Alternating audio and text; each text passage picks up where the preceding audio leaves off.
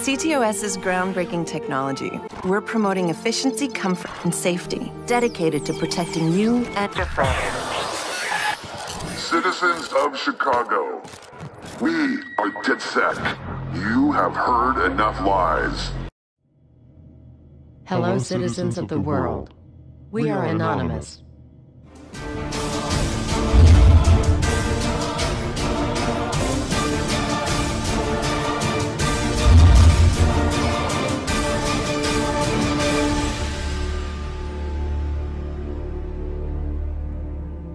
Dear brothers and sisters, now is the time to open your eyes. In a stunning move that has civil libertarians stuttering with disbelief, the U.S. Senate has just passed a bill that effectively ends the Bill of Rights in America. The National Defense Authorization Act is being called the most traitorous act ever witnessed in the Senate, and the language of the bill is cleverly designed to make you think it doesn't apply to Americans. But toward the end of the bill, it essentially says it can apply to Americans if we want it to. Bill summary and status.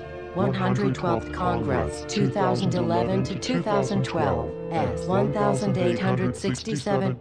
Latest title, National Defense Authorization Act 4.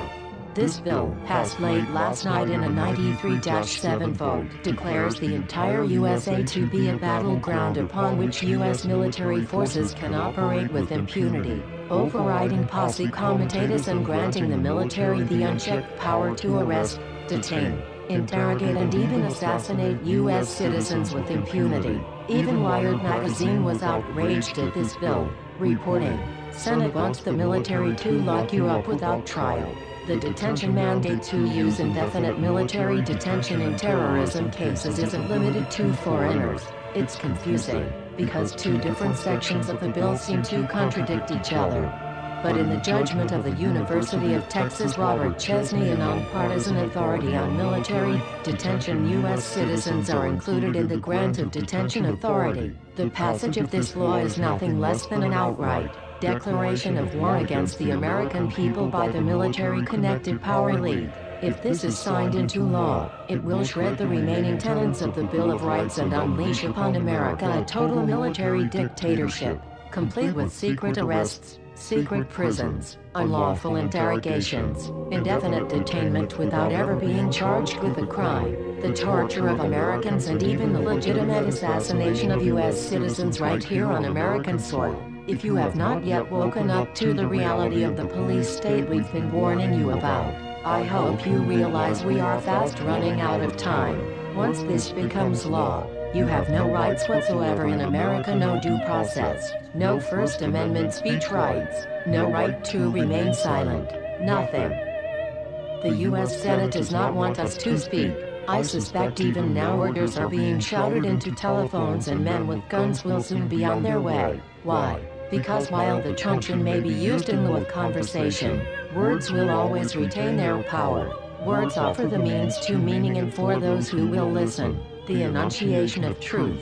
And the truth is, there is something terribly wrong with this country, isn't there? Cruelty and injustice, intolerance and oppression, and where once you had the freedom to object, to think and speak as you saw fit, you now have censors and systems of surveillance coercing your conformity and soliciting your submission. How did this happen? Who's to blame? Well, certainly there are those who are more responsible than others, and they will be held accountable. But again, truth be told, if you're looking for the guilty, you need only look into a mirror.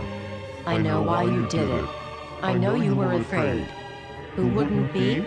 War, terror, disease. There were a myriad of problems which conspired to corrupt your reason and rob you of your common sense. Fear got the best of you, and in your panic, you turned to the now president in command, Barack Obama. He promised you order. He promised you peace. And all he demanded in return was your silent, obedient consent. More than 400 years ago, a great citizen wished to embed the 5th of November forever in our memory. His hope was to remind the world that fairness, justice, and freedom are more than words. They are perspectives. So if you've seen nothing, if the crimes of this government remain unknown to you, then I would suggest that you allow the 5th of November to pass unmarked. But if you see what I see, if you feel as I feel, and if you would seek as I seek, then I ask you to stand beside one another, 1 year from November 5th, 2011, outside the gates of every courthouse of every city demanding our rights. Together we stand against the injustice of our own government. We are anonymous. We are legion. United as one. Divided by zero. We do not forgive censorship. We do not forget oppression. U.S. Senate. Expect us.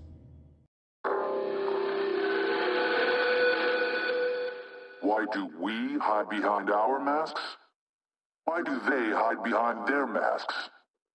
Drop their corporate lawyers and government connections, and we'll drop our hoods. They point to DeDSec, label us the boogeyman while they root through your closet. We're not asking you to be friends. We're asking you to turn on the flashlight. Take a look under the bed. Because monsters are real, and you're looking in the wrong place.